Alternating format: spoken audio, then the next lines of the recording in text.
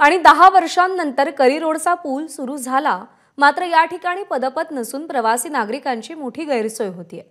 पदपथ नसल्यामुळे पर्यायी नागरिकांना ब्रिजच्या कोपऱ्यातून जीव मुठीत घेऊन जावं लागतंय। मनसेने या संदर्भात वारंवार पत्रव्यवहार करूनही उपाययोजना होत नसल्यानं मनसेचे नेते संदीप देशपांडे आणि संतोष धुरी यांच्या नेतृत्वात साखळी आंदोलन केलं गेलं।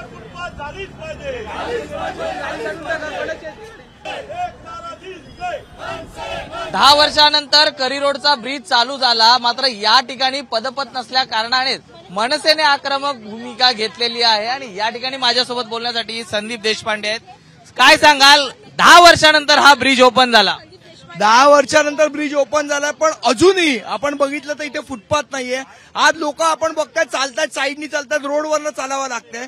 आज वरळीमध्ये ऑलरेडी 2 हिट अँड रनच्या केस झाल्यात, त्यामध्ये दोघांचाही दुर्दैवी मृत्यू झालाय। असं असताना जर उद्या कोणाची गाडी इथे ढकलली तर अजून कुठेही मृत्यूंची वाट बघणार आहे। त्याच्या आधी फुटपाथचं काम चालू झालं पाहिजे, ही आमची मागणी आहे। त्याच्यासाठी आम्ही आंदोलन करतोय। आता ब्रिज हा उद्घाटन होऊन फार दिवस झालेले आहेत आणि आजच का हे सुचला असा देखील प्रश्न या ठिकाणी उपस्थित होतो। मुळात असं आहे, ज्या वेळेला उद्घाटन केलं त्यावेळेला आदित्य ठाकरेंनी सांगितलेलं की 2 महिन्यात इथे फुटपाथ होईल।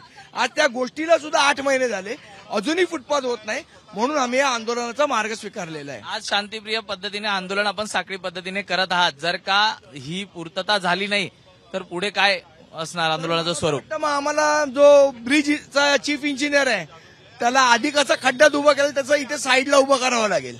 इकडे 2 स्टेशन्स येतात, एक तर करी रोड येतं आणि एक लोअर परळ स्टेशन येतं, आणि त्यामुळे प्रवाशांची एवढी गर्दी आहे की त्यांना हा ब्रिजचा वापर करावाच लागतो। आणि शाळकरी मुलं आहेत, ज्यांच्या शाळा पलीकडे आहेत, मुलं जात आहेत, बाकीचे काही नागरिक इकडनं जात आहेत। कसं आहे, पाठमोरं चालत असताना अचानक मागून कुठली तरी गाडी येणार, धक्का मारणार, परत हिट रन सारखा प्रकार होणार, त्याच्यानंतर प्रशासनाला जाग येणार आहे का? तोपर्यंत जाग येणार नाही का?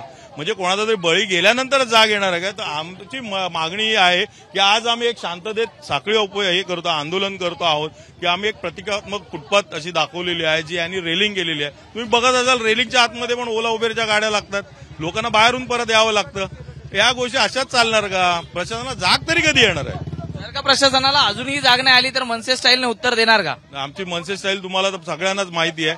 आम्ही खूप दिवसांनी आम्ही प्रेमाने आमच्या या गोष्टी चाललेल्या आहेत। पुढची आमची मनसे स्टाईल बघालच तुम्ही, जर यांना जाग येत नसेल तर नक्कीच करू।